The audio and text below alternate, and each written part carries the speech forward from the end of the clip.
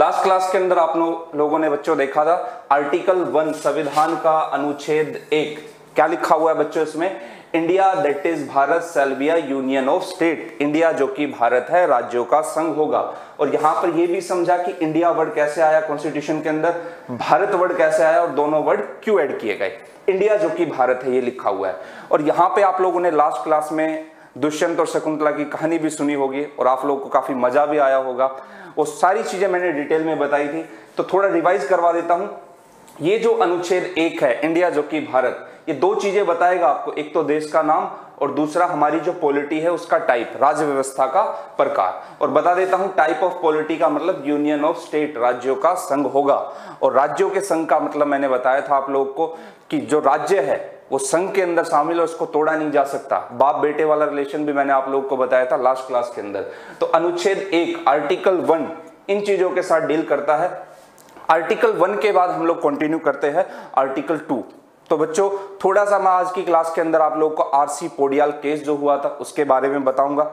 उसके बाद मैं आप लोगों को बताऊंगा कि सिक्किम का क्या स्टेटस है, चंद्रनगर का क्या स्टेटस है, इनके ऊपर कहीं ना कहीं बात होगी। तो आर्टिकल 1 ध्यान रखना, India that is Bharat shall be a union of state, India जो कि भारत है राज्यों का संघ होगा। और दो चीजें आपको बताएगा, एक तो देश का नाम बताएगा और दूसरा राज्य व्यवस्था का प्रकार। ठीक है, तो आगे बढ़ते हैं हम लोग बच्चों, आर्टिकल 2 से अब शुरू करते हैं। तो आगे चलना अब आपको।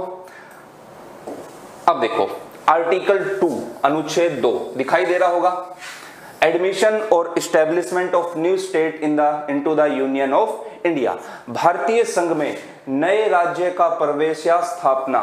यहां पर दो चीजें लिखी हुई है, भारतीय संघ में जो इंडियन यूनियन है, आर्टिकल 1 में अनुच्छेद 1 में हमने भारत को, भारतीय राज्यों को संघ बताया था। और यहां पर आपको दिखाई देगा कि उस संघ के अंदर, भारतीय संघ के अंदर नए राज्य का प्रवेश मतलब एडमिशन, और दूसरा क्या लिखा हुआ है, एस्टेब्लिशमेंट ऑफ न्यू स्टेट, नए राज्य का भारतीय संघ में प्रवेश। अब कंप्लीट स्टोरी जानते हैं कि ये भारतीय संघ में प्रवेश का मतलब क्या होता है। तो देखना बच्चों, यहां पर दो बातें लिखी हुई है। पहला वर्ड लिखा हुआ है नए राज्य का प्रवेश, इंग्लिश में कहेंगे एडमिशन, और दूसरा लिखा हुआ है एस्टेब्लिशमेंट। तो यहां पर अगर आप दो वर्ड जानते हो तो इसका मतलब समझ में आएगा कि संविधान सभा के अंदर क्या विचार था जब हमारा संविधान बन रहा था, कॉन्स्टिट्यूशन बन रहा था। बता देता हूं, अपना जो संविधान है वो विश्व का सबसे बड़ा संविधान है, लेंथिएस्ट कॉन्स्टिट्यूशन ऑफ वर्ल्ड है, और काफी खूबसूरत संविधान हम लोगों ने बनाया है।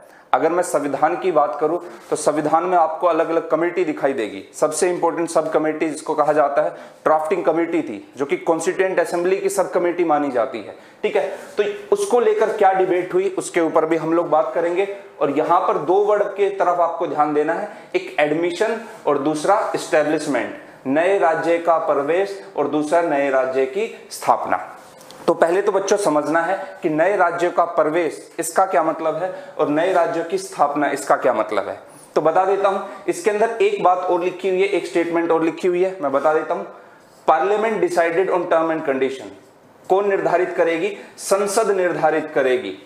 ध्यान रखना, भारत सरकार निर्धारित नहीं करेगी, यहां पर संसद निर्धारित करेगी कि भारतीय संघ में, पार्लियामेंट डिसाइड करेगी टर्म एंड कंडीशन के बेस पर कि उस भारतीय संघ में नए राज्य का प्रवेश हो और नए राज्य की स्थापना हो। अब थोड़ा सा मैं आप लोगों को बता देता हूं इस नए राज्यों का प्रवेश और स्थापना का मतलब क्या है। देखो, अगर मैं इंडिया की बात करूं तो मान लो कि इंडिया है, अगर एक्सटर्नल रीअरेंजमेंट करना हो, बाहर की तरफ कोई अरेंजमेंट करना हो, आउटर स्टेट को इंडिया में ऐड करना हो, तो कहीं ना कहीं पार्लियामेंट टर्म एंड कंडीशन के बेस पर आर्टिकल 2 में डिसाइड करेगी।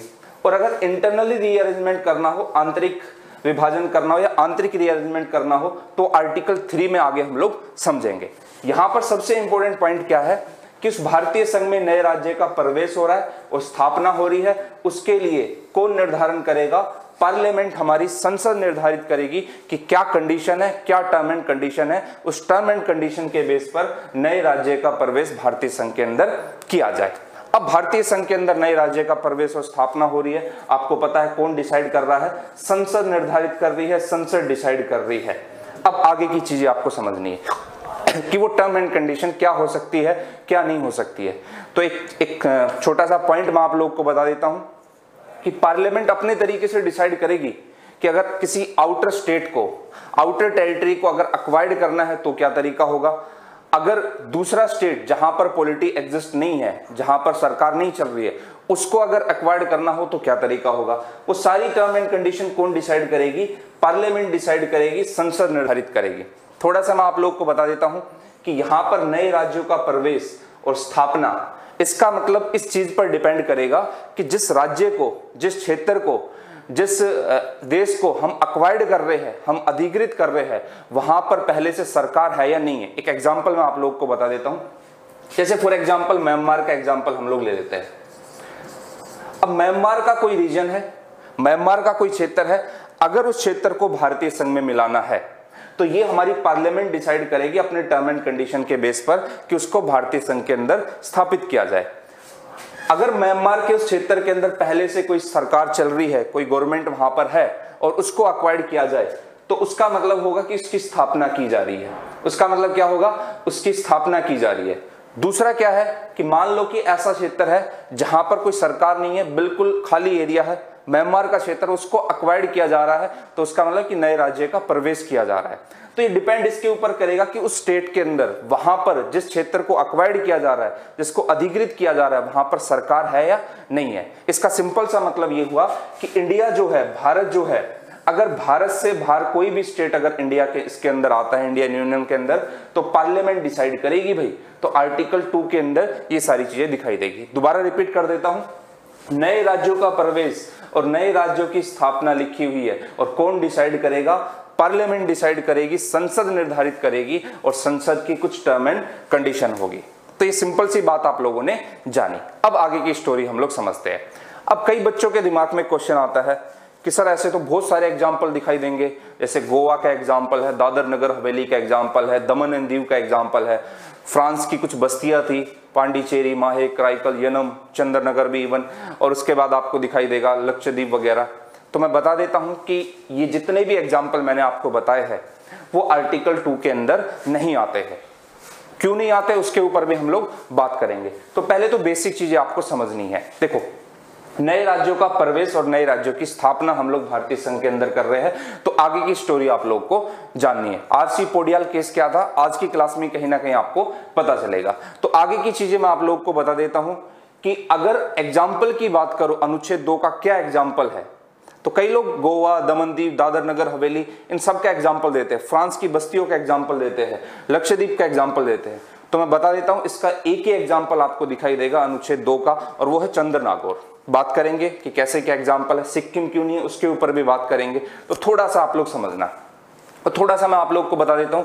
जैसे गोवा की बात करूं तो गोवा आपको दिखाई देगा कि जब आप इंडियन हिस्ट्री पढ़ोगे और उसमें मॉडर्न इंडिया, आधुनिक भारत पढ़ोगे, तो यहां पर आपको दिखाई देगा कि भारत के एक वायसराय हुए हैं अल्फांसो डी अल्बुकर्क। 1510 के अंदर, 1510 के अंदर उन्होंने क्या किया, गोवा उस टाइम पे जो बीजापुर क्षेत्र हुआ था उसका एक पार्ट हुआ करता था, और बीजापुर के एक शासक थे जिनका नाम था यूसुफ आदिल शाह। ध्यान रखना बच्चों, बीजापुर के शासक का नाम क्या था? यूसुफ आदिल शाह। उस यूसुफ आदिल शाह से गोवा को कैप्चर्ड किया था किसने? अल्फांसो डी अल्बुकर्क, जो कि पुर्तगाल के दूसरे वायसराय थे।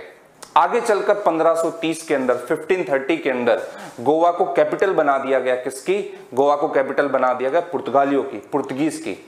तो गोवा कैपिटल बन गई 1530 के अंदर। उससे पहले कोचिन कैपिटल हुआ करती थी, तो गोवा कैपिटल बन गई। 1530 से लेके 1961 तक की अगर मैं बात करूं तो इस पूरे टाइम ड्यूरेशन के दौरान गोवा कहीं ना कहीं किसके अधिकार क्षेत्र के अंदर रहा? पुर्तगालियों के पास रहा।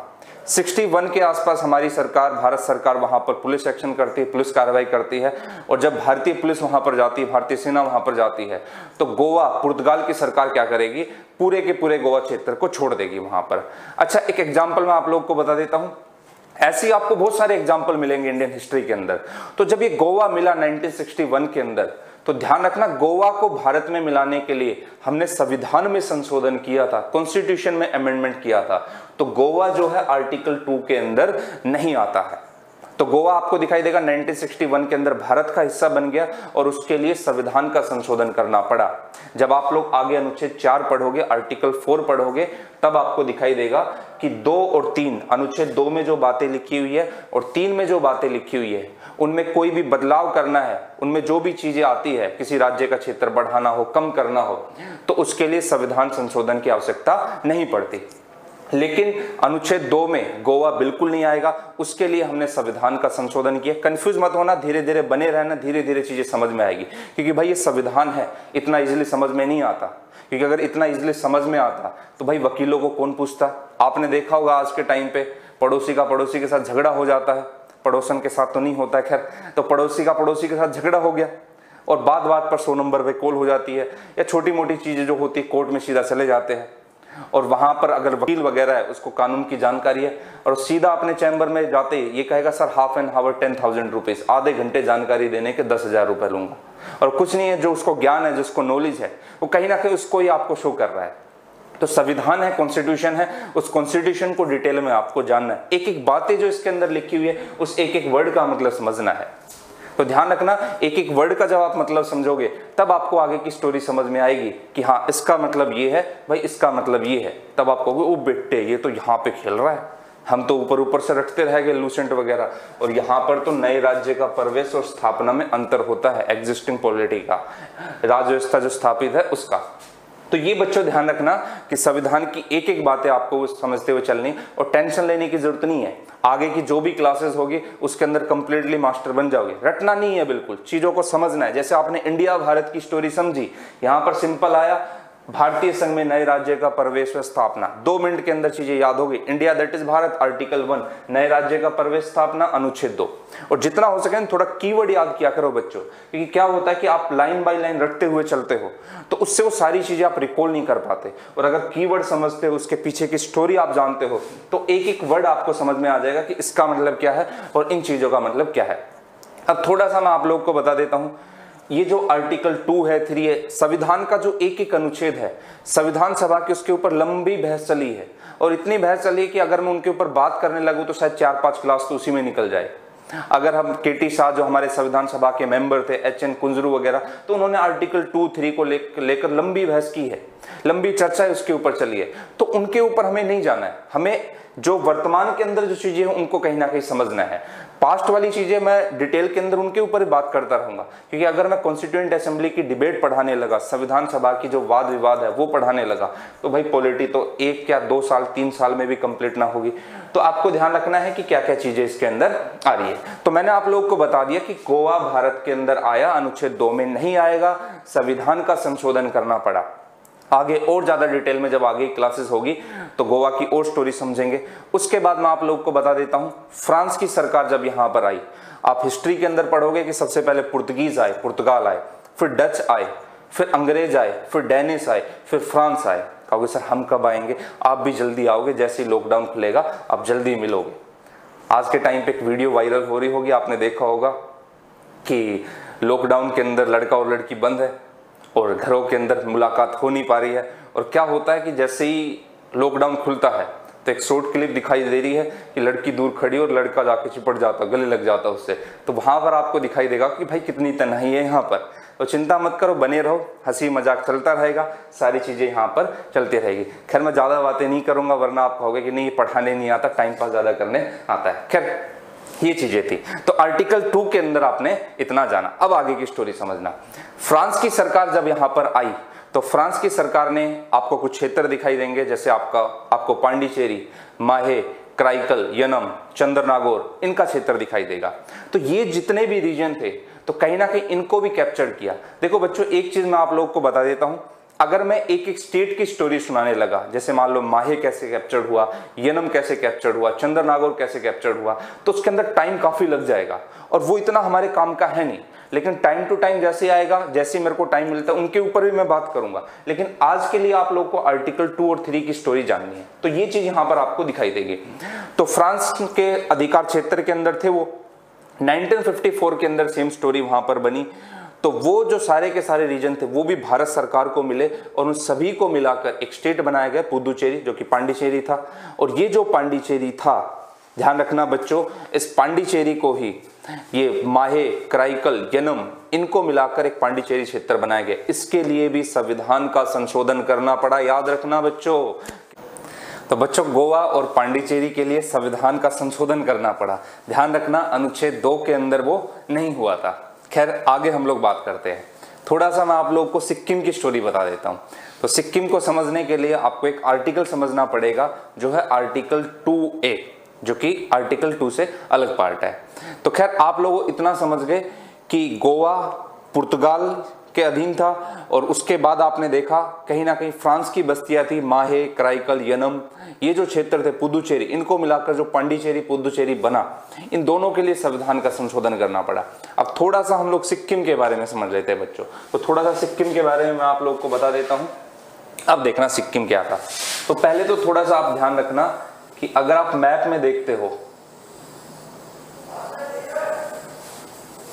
देखो थोड़ा सा एडजस्ट कर लेना ड्राइंग को लेके, तो यहां पर आपको दिखाई देगा कहीं ना कहीं क्या, सिक्किम। सिक्किम सिक्किम एक थिम्बू लैंग्वेज का वर्ड है, जिसका मतलब होता है न्यू प्लेस, नई जगह। जैसे आप लोग नई जगह देखते हो ना, कहीं भी जाते हो तो नई जगह देखते हो। नई जगह का मतलब नई लड़की देखते हो। नई जगह का मतलब जब जहां पर आप जाते हो तो उस जगह को एक्सप्लोर करते हो। तो सिक्किम यहाँ पर क्या था, मैं ज्यादा बैकग्राउंड की बात नहीं करूंगा। यहाँ पर चोग्याल डायनेस्टी हुआ करती थी, चोग्याल वंश हुआ करते थे। तो आसपास के रीजन के अंदर जब वो लोग इस तरफ आए, तो सिक्किम के अंदर आप लोग जब ज्योग्राफी में पढ़ोगे तो आपको दिखाई देगा नाकुला दर्रा, नाथुला दर्रा, ये दर्रे आपको कहीं ना कहीं यहाँ पर सिक्किम में दिखाई देंगे। तो सिक्किम के अंदर जब वो चोग्याल डायनेस्टी यहाँ पर आई तो उनको एक नई जगह मिली, और उनकी लैंग्वेज जो थी वो थिम्बू लैंग्वेज थी। और मेरे को थिम्बू लैंग्वेज में एक ही वर्ड पता है, वो है सिक्किम। और सिक्किम का मतलब होता है नई, न्यू प्लेस, नई जगह। जैसे आप लोग को पंजाबी के अंदर एक ही चीज पता है ना कि हुण किथे जा रहा सी, तो मेरे को भी थिम्बू लैंग्वेज के अंदर एक ही वर्ड पता है, और वो है सिक्किम। सिक्किम का मतलब नई जगह। खैर चोग्याल डायनेस्टी थी। उसके बाद हुआ क्या कि 1974 के अंदर सिक्किम, बता देता हूं मैं आप लोग को, 1974 के अंदर एक नया आर्टिकल कॉन्स्टिट्यूशन में जोड़ा गया, दैट इज आर्टिकल 2A। तो समझना बच्चों कौन सा आर्टिकल जुड़ा है यहाँ पर, आर्टिकल 2A। और आर्टिकल 2A के अंदर लिख देता हूं यहाँ पर, आर्टिकल 2A अनुच्छेद 2A।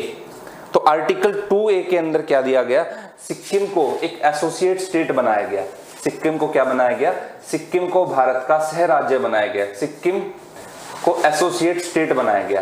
ये बात आप लोग लिखते हुए चलना, एसोसिएट स्टेट बनाया गया, सिक्किम को भारत का सह राज्य बनाया गया। और किस आर्टिकल के अंदर लाया गया, आर्टिकल 2A के अंदर लाया गया।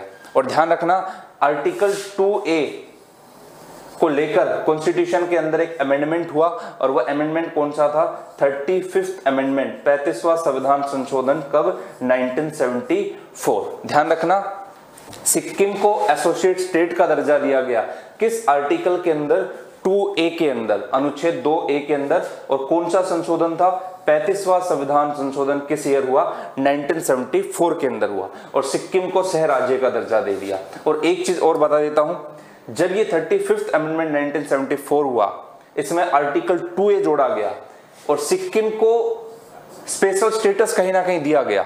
और आपको दिखाई देगा सिक्किम को आगे चलकर जब स्पेशल स्टेटस दिया गया, तो उसको लेकर एक आर्टिकल और जोड़ा गया, 371F, 371 का F पार्ट। तो ध्यान रखना आर्टिकल 2A जुड़ा और आर्टिकल 371F जुड़ा, और एक 10वीं अनुसूची और जुड़ी हुई थी। खैर उसके ऊपर हम लोग इतना ज्यादा डिटेल में जाएंगे नहीं। तो आर्टिकल 2A जुड़ गया, और आर्टिकल 371F, उसमें सिक्किम को स्पेशल स्टेटस मिलेगा आगे चल के। ठीक है, अब आगे आपको दिखाई देगा कि जब सिक्किम को भारत में मिलाया गया, तो सिक्किम को भारत का सह राज्य बनाया गया था। कब बनाया गया, 1974। अमेंडमेंट कौन सा हुआ, 35th अमेंडमेंट हुआ। आपसे सिंपल सा क्वेश्चन पूछता हूं, सिक्किम का विलय भारत में हुआ, सिक्किम को सह राज्य का दर्जा दिया, किस आर्टिकल के अंदर, 2A के अंदर। सिक्किम को लेकर स्पेशल प्रोविजन है, विशेष प्रावधान है, किस आर्टिकल के अंदर, 371F के अंदर। अब आगे की स्टोरी समझना है। ठीक है, तो यहां पर आप लोग ये लिखते हुए चलना कि कौन सा अमेंडमेंट था, कौन सा आर्टिकल था, सिक्किम को लेकर स्पेशल प्रोविजन किस आर्टिकल में है, 371F के अंदर। अब देखो क्या हुआ, सिक्किम को अब कंप्लीट स्टेट बनाना है, तो कंप्लीट स्टेट बनाने के लिए क्या किया गया, कॉन्स्टिट्यूशन के अंदर एक और अमेंडमेंट किया गया, 36 अमेंडमेंट। कौन सा अमेंडमेंट किया गया, 36 अमेंडमेंट किया गया, 36 अमेंडमेंट।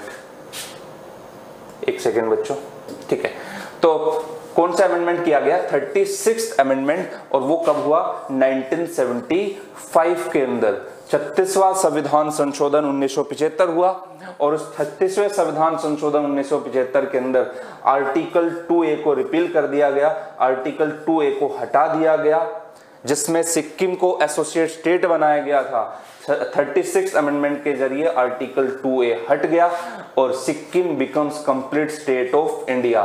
ध्यान रखना, सिक्किम को भारत का क्या बनाया गया, कंप्लीट स्टेट का दर्जा दिया गया, पूर्ण राज्य का दर्जा दिया गया। बच्चों को बहुत कंफ्यूजन रहता है आर्टिकल 2A को लेकर। आर्टिकल 2A की स्टोरी सिर्फ कुछ महीनों की स्टोरी थी।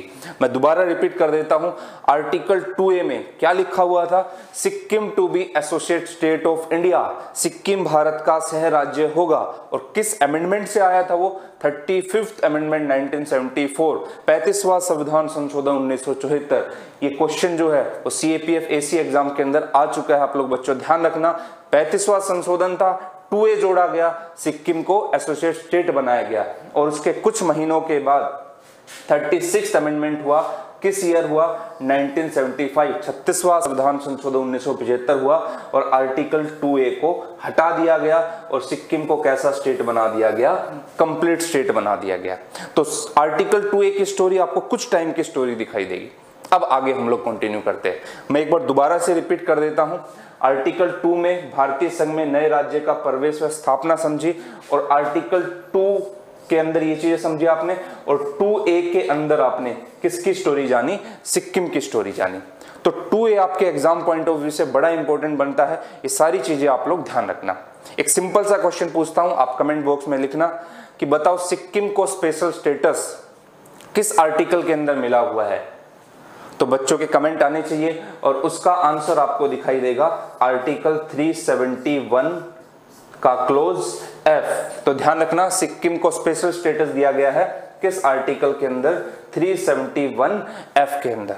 अब आगे हम लोग कंटिन्यू करते हैं। तो आर्टिकल 2A के अंदर इतनी चीजें समझ में आई। अब देखो, एक बड़ा इंपॉर्टेंट केस मैं आप लोगों को बता देता हूं, RC पोडियाल केस।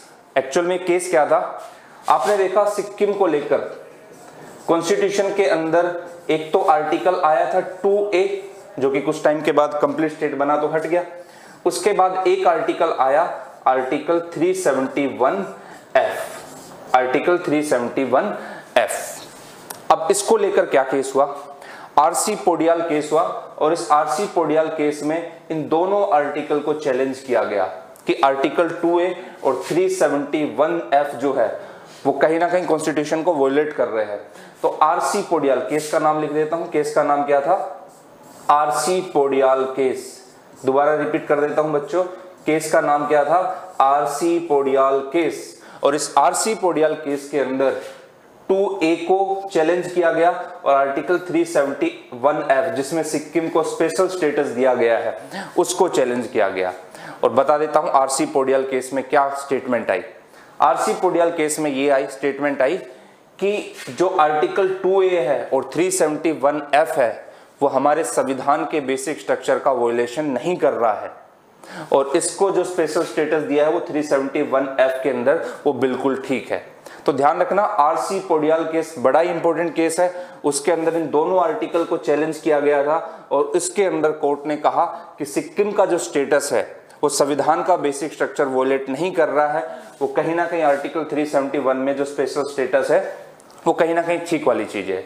तो आपको ये चीजें कहीं ना कहीं आपको आर्टिकल 2A के अंदर दिखाई देगी। आप लोगों से सिंपल सा क्वेश्चन पूछता हूं, सिक्किम को एसोसिएट स्टेट बनाया गया, सिक्किम को सह राज्य बनाया गया, किस आर्टिकल में, 2A के अंदर बनाया गया था। और बता देता हूं अमेंडमेंट कौन सा था, 35th amendment. Sikkim complete state आ गया, आर्टिकल 2A रिपील हो गया, आर्टिकल 2A हट गया, और उसके बाद 36th अमेंडमेंट 1975 वहां पर हुआ था। और सिक्किम का स्पेशल प्रोविजन किस आर्टिकल में है, 371 के क्लोज F के अंदर, 371 के खंड F के अंदर।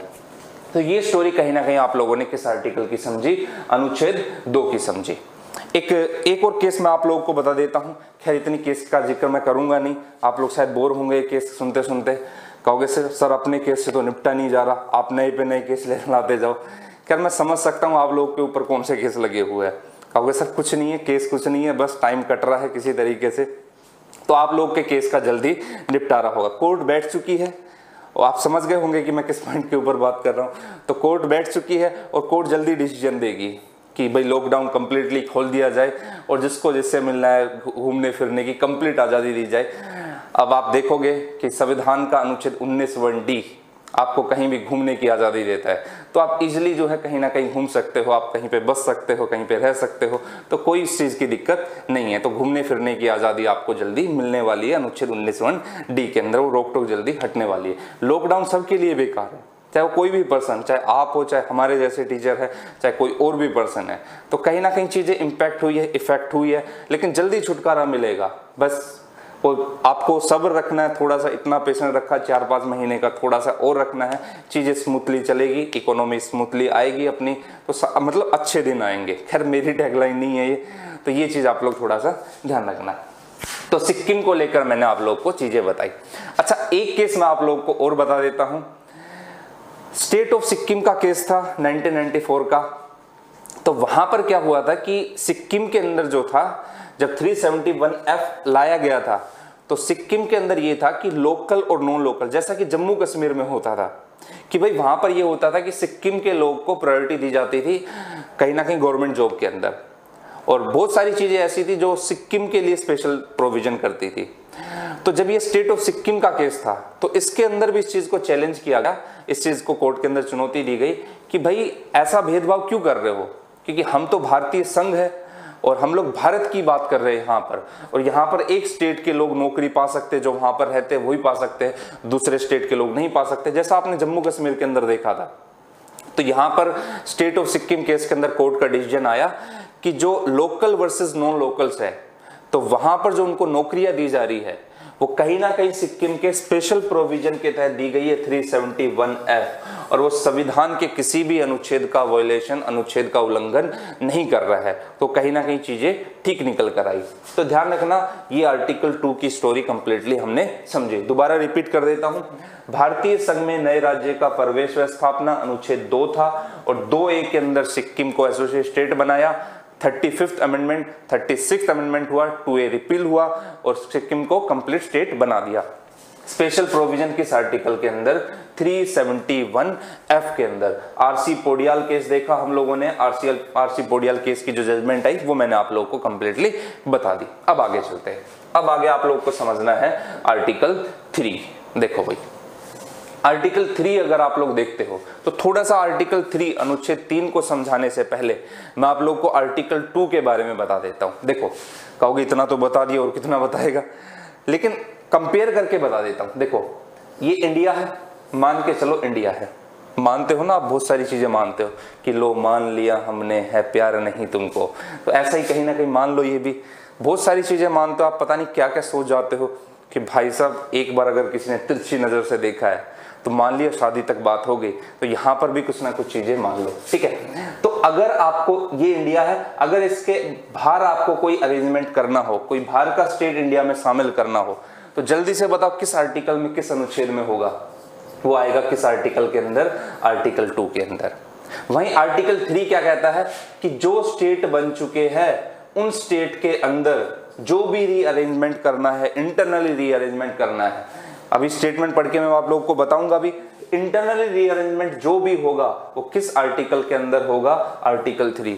2 बाहर है, 3 अंदर है। इतना याद रखना, बड़ा ही आसान तरीका है। बाहर के स्टेट को इंडिया में लाना है 2, इंटरनली रीअरेंजमेंट करना है, मतलब किसी स्टेट को स्टेट से बाइफरकेट अलग करना है, स्टेट की बाउंड्री को इंक्रीज करना है, स्टेट की बाउंड्री को डिक्रीज करना है, नेम चेंज करना है। इंटरनली जो भी चीजें होगी वो किस आर्टिकल के अंदर होगी? आर्टिकल 3 के अंदर होगी। तो ध्यान रखना, अंदर अनुच्छेद 3, बाहर अनुच्छेद 2। ये अंदर बाहर का कॉन्सेप्ट ध्यान रखना आप लोग कि अगर बाहर के स्टेट को अंदर ला रहे हैं तो आर्टिकल 2 होगा, आर्टिकल 3 आप लोग डबल मीनिंग मत ले जाना इस चीज की। तो आर्टिकल 3 जो होगा वो कहीं ना कहीं इंटरनली चीजें होगी, रीअरेंजमेंट जो इंटरनली होगा वो। दोबारा बता देता हूं, तो यहां पर अब हम लोग आर्टिकल 3 को डिटेल के अंदर पढ़ते हैं। देखो आर्टिकल 2 में भी पार्लियामेंट के पास पावर थी, संसद के पास पावर थी, और आर्टिकल 3 में भी किसके पास पावर है, संसद के पास पावर है, पार्लियामेंट के पास पावर है। तो कंप्लीटली पढ़ते हैं। पार्लियामेंट में बाय लॉ, संसद कानून बनाकर फॉर्म ए न्यू स्टेट, नया राज्य बना सकती है। क्या? By separation of territory from any state और by uniting two or more state or parts of state और by uniting any territory to a part of any state. Simple है, इतना इंग्लिश पे मत जाओ, सिंपल चीजें समझो। देखो इसका मतलब ये हुआ कि एक स्टेट जो है उस एक स्टेट में से दूसरा स्टेट अलग कर सकते हो। उसकी कुछ डिस्ट्रिक्ट को हटाकर एक नया स्टेट बना दिया, राज्य से राज्य अलग कर दो। दूसरा क्या है, एक या दो स्टेट जो है उसको कंबाइन कर दो, उसको यूनाइट कर दो, दो स्टेट को मिलाकर एक स्टेट बना दिया गया, दो राज्यों को मिलाकर एक राज्य बना दिया गया। ठीक है।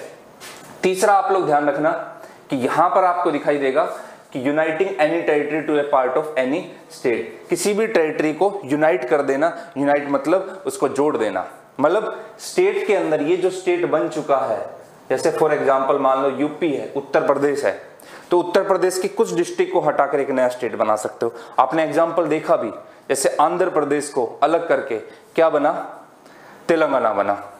आंध्र प्रदेश को अलग करके क्या बना, तेलंगाना बना। ठीक है, तो वो कहीं ना कहीं स्टेट से स्टेट अलग हुआ। जैसे फॉर एग्जांपल पंजाब और हरियाणा को मिलाकर एक नया स्टेट बना दो, यूनाइट कर दो, दो स्टेट को अलग कर दो, तो कहीं ना कहीं अनुच्छेद 3 के अंदर आर्टिकल 3 में वो चीजें आएगी। और किसके पास पावर दी गई है, पार्लियामेंट के पास पावर दी गई है, संसद के पास शक्ति दी गई है। अच्छा थोड़ा सा मैं आप लोग को बता देता हूं, जो भी स्टूडेंट, कुछ टाइम के लिए मैंने चंडीगढ़ में पढ़ाया था, पंजाब पब्लिक सर्विस कमीशन का नोटिफिकेशन आया हुआ है, तो ज़्यादा नहीं कुछ बच्चे हैं जिनके कमेंट आते हैं।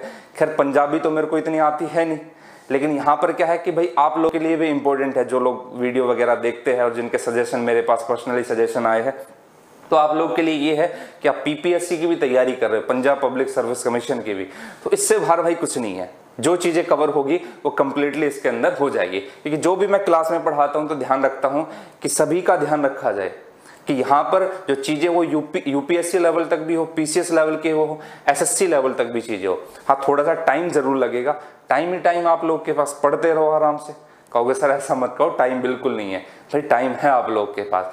भाई रात भर भी तो निकाल देते हो मैसेज का वेट करने में, कि आप एक बार हाई लिखते हो और 1.5 घंटे बाद रिप्लाई आता है हेलो, और जैसे ही मैसेज बजता है ना व्हाट्सएप का टन, और आपकी आग जो है ना एकदम खुल जाती है, भाई वाह अब बात बन गई।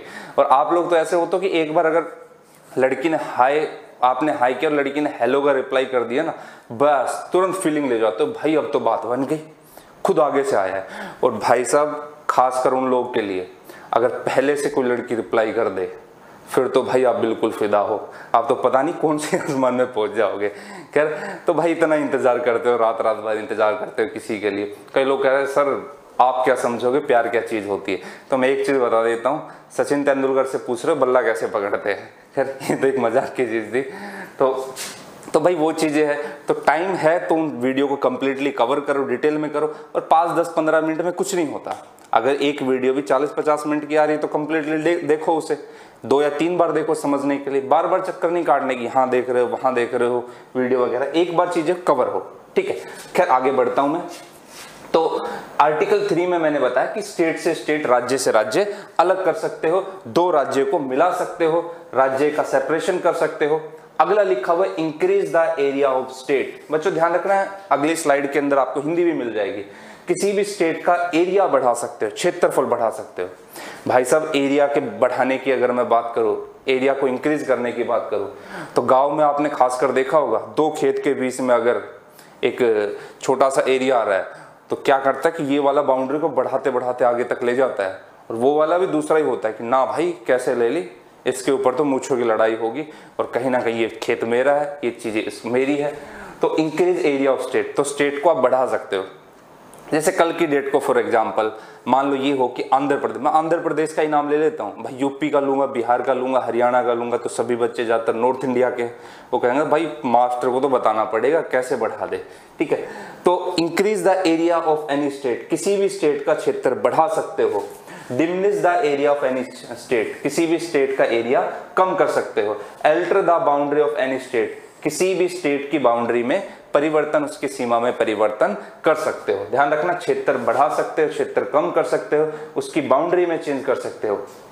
अगला लिखा हुआ है alter the name of any state, किसी भी स्टेट का नाम चेंज कर सकते हो। जैसे फॉर एग्जांपल पंजाब का नाम चेंज करके कर दिया कनाडा, या पंजाब का नाम चेंज करके कोई भी XYZ कर दिया, ठीक है। तो किसी स्टेट का नाम एरिया इंक्रीज कर सकते हो, एरिया को कम कर सकते हो, उसकी बाउंड्री को इंक्रीज कर सकते हो, डिक्रीज कर सकते हो, चेंज कर सकते हो, और उसका नाम चेंज कर सकते हो। दोबारा रिपीट कर देता हूं, कौन करेगा? पार्लियामेंट करेगी, संसद करेगी। आर्टिकल 2 में भी कौन करेगी? संसद करेगी। ध्यान रखना, संसद संसद संसद, बाहर की चीज अंदर लेकर आनी है, आर्टिकल 2।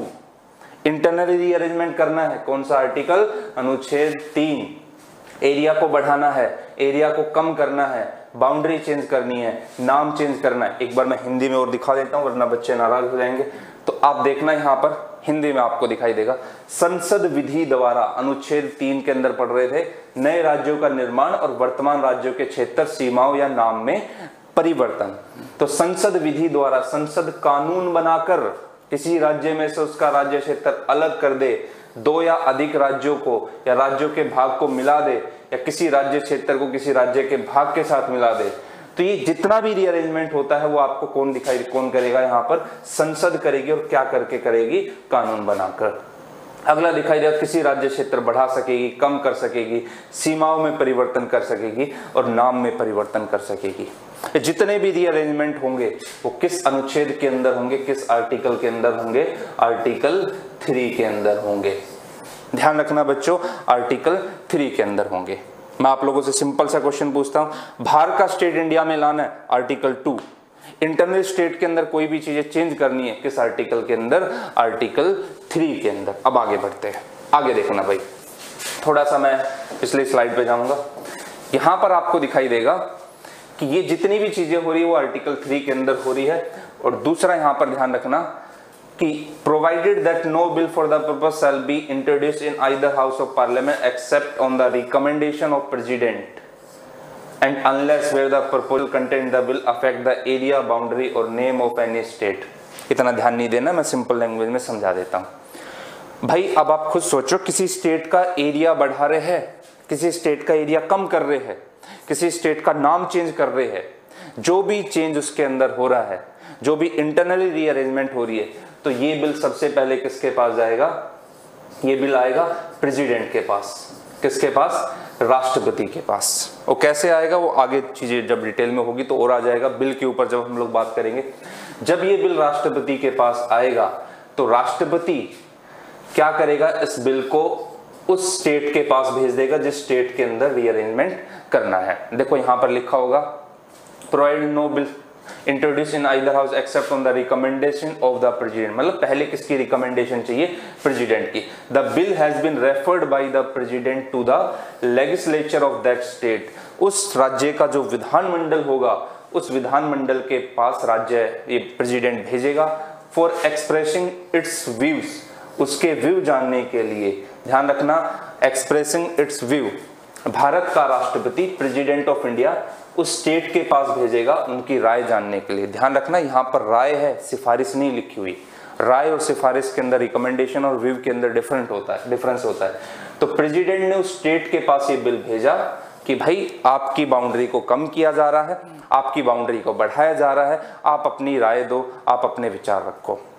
उसके बाद क्या होता, थोड़ा सा मैं इसको कंप्लीटली ना पढ़ते हुए सिंपल सा पढ़ा देता हूं। बिल आया, राष्ट्रपति ने उस बिल को किसके पास भेजा? राष्ट्रपति ने उस बिल को भेजा स्टेट लेजिस्लेचर के पास, राज्य विधानमंडल के पास, सिर्फ राय जानने के लिए।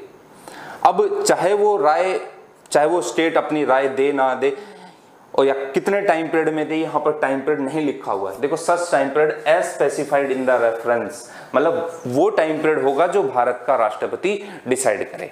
तो यहाँ पर होता क्या है, सिंपल लैंग्वेज में समझते, इतना डिटेल में नहीं जाते हुए। प्रेसिडेंट ने वो बिल भेजेगा स्टेट लेजिस्लेचर के पास, राज्य विधानमंडल के पास राष्ट्रपति वो बिल भेजेगा। राष्ट्रपति ने मान लो दे दिया कि भाई 10 दिन का टाइम है, 10 दिन के अंदर अंदर आप अपनी राय दो।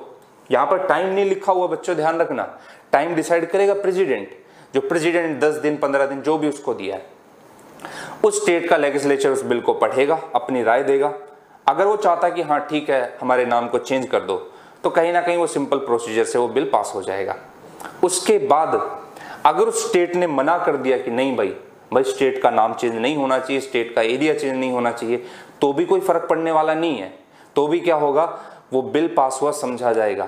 और बता देता हूं, इसी चीज की वजह से, इस क्लॉज की वजह से ही कहा जाता है कि आर्टिकल 3 हमारे संविधान का कहीं ना कहीं फेडरल स्ट्रक्चर का, संघीय क्षेत्र का कहीं ना कहीं सबसे वीकेस्ट पार्ट है, सबसे दुर्बल भाग है अनुच्छेद 3। क्योंकि राज्य को तो शक्ति नहीं है भाई, आप उसके अंदर कुछ चीजें चेंज कर रहे हो और आपको अधिकार ही नहीं है, सिर्फ आप अपनी राय दे सकते हो, डिसीजन लेना ना लेना उसके हाथ में है।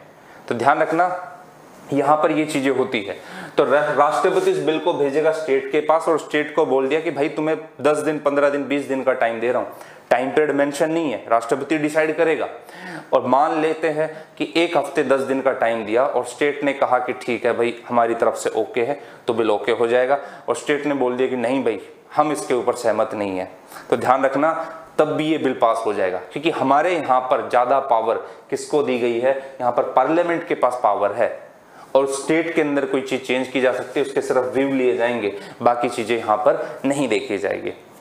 थोड़ा सा मैं आप लोग को एग्जांपल बता देता हूं। जब आंध्र प्रदेश से अलग होकर तेलंगाना बना, 2 जून 2014 को फाइनली तेलंगाना बन गया था। आंध्र प्रदेश से अलग होकर जब तेलंगाना बना, तो तेलंगाना के व्यू जानने के लिए राष्ट्रपति ने उनके पास बिल भेजा, ठीक, मतलब आंध्र प्रदेश के पास। तो आंध्र प्रदेश ने उस बिल को मना कर दिया था, लेकिन फिर भी तेलंगाना बन गया क्योंकि यहां पर ऐसी कोई चीज मेंशन नहीं है।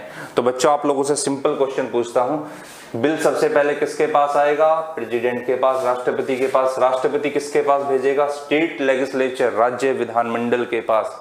कितने दिन का समय होगा, प्रेसिडेंट डिसाइड करेगा। स्टेट लेजिस्लेचर ने जो भी टाइम पीरियड दिया गया, अगर उस टाइम पीरियड के अंदर बिल पास कर दिया तो फाइनली बिल पास हुआ समझा जाएगा। अगर स्टेट ने मना कर दिया तो भी बिल को जनरली पास समझा जाएगा। किसके ऊपर डिपेंड करता है, पार्लियामेंट के ऊपर, संसद के ऊपर, ठीक है। हालांकि इस आर्टिकल को लेकर, इस अनुच्छेद को लेकर हमारी संविधान सभा में लंबी बहस चली थी। तो थोड़ा सा मैं आप लोग को बता देता हूं कि केटी साहा जो हमारी संविधान सभा के कॉन्स्टिट्यूएंट असेंबली के एक्टिव मेंबर थे, उन्होंने बहुत ही एक अच्छा विचार रखा। भाई साहब उन्होंने क्या कहा, उन्होंने कहा कि भाई देखो ये सारी चीजें आपको दिखाई दे रही है, इसमें ज्यादा पावरफुल, ज्यादा ताकतवर कौन है, राष्ट्रपति है। यहाँ पर ज्यादा पावरफुल आपको कौन दिखाई देगा, पार्लियामेंट है, संसद है। स्टेट के पास ऐसी कोई पावर नहीं दिखाई दे रही है। तो उन्होंने कहा कि भाई जब आप स्टेट में कुछ चीजें चेंज कर रहे हो, तो वहां के लोग के व्यू जानना जरूरी है, वहां की जनता के सिफारिश रिकमेंडेशन पे ये चीजें होनी चाहिए। मतलब सेंट्रल डिसाइड ना करे अकेले, स्टेट डिसाइड करे कहीं ना कहीं। तो केटी साह ने सुझाव दिया कि भाई स्टेट की रिकमेंडेशन होनी चाहिए, स्टेट की सिफारिश होनी चाहिए। यहां पर तो आप सिर्फ उनके व्यू जान रहे हो, खाली व्यू से बात नहीं होनी चाहिए, उनके रिकमेंडेशन, उनकी सिफारिश भी होनी चाहिए। उनकी सहमति होगी तभी उसके अंदर कुछ चेंज किया जाना चाहिए। ये केटी साह की स्टेटमेंट थी, संविधान सभा के काफी एक्टिव मेंबर थे। उन्होंने कहा कि ये चीजें ऐसे चेंज होनी चाहिए। उसके बाद उन्होंने कहा कि इससे होगा क्या, उन्होंने कहा कि जब स्टेट को हम ज्यादा ताकत दे देंगे तो कहीं ना कहीं इससे हमारा लोकतंत्र, इससे हमारी डेमोक्रेसी कहीं ना कहीं स्ट्रोंग होगी। उससे क्या होगा, कहीं ना कहीं सेल्फ गवर्नमेंट वाला सिस्टम जो महात्मा गांधी ने ग्राम स्वराज का जो सपना देखा था, कहीं ना कहीं वो मजबूत होगा। तो ध्यान रखना कि इस आर्टिकल 3 को लेकर केटी साह, मैं लिख देता हूं उनका नाम, केटी साह की स्टेटमेंट थी कि कहीं ना कहीं सेंट्रल, केंद्र सरकार केवल डिसाइड ना करे, यहां पर राज्य सरकार की सहमति होनी चाहिए, वहां के लोग की सहमति होनी चाहिए, लोकतंत्र कहीं ना कहीं मजबूत होगा। हालांकि उनकी बातों को नहीं रखा गया क्योंकि आपको दिखाई देगा आर्टिकल 3 के अंदर ज्यादा पावर किसके पास है, पार्लियामेंट के पास पावर है, ठीक है। तो ये आपको कंप्लीटली स्टोरी दिखाई देगी किस आर्टिकल की, आर्टिकल 2 और आर्टिकल 3 की स्टोरी। एक बार कंप्लीटली रिवाइज करवा देता हूं मैं। आर्टिकल 2 में क्या लिखा हुआ था, एडमिशन और establishment of new state in the territory of India, in the union of India, भारतीय संघ में नए राज्य का प्रवेश व स्थापना। उसके बाद कौन डिसाइड करेगा? पार्लियामेंट डिसाइड करेगी। आर्टिकल 2A हमने देखा, सिक्किम एसोसिएट स्टेट बना। 35th amendment, 36th amendment, RC Poudyal case देखा।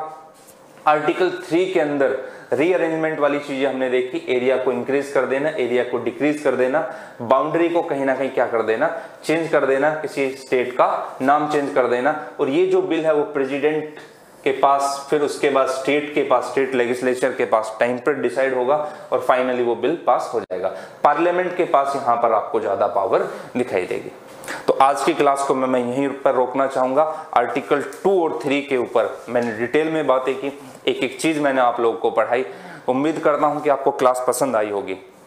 तो यहाँ पर क्या है कि जो भी चीजें हुई है, आप अगर एक बार में चीजें समझ में नहीं आती तो भाई यूट्यूब पे है ही, तो आप उसको कंप्लीटली डिटेल के अंदर देखो, बार बार देखो जितनी बार हो सके, ठीक है। इसी बहाने आप मेरे को भी देख पाओगे।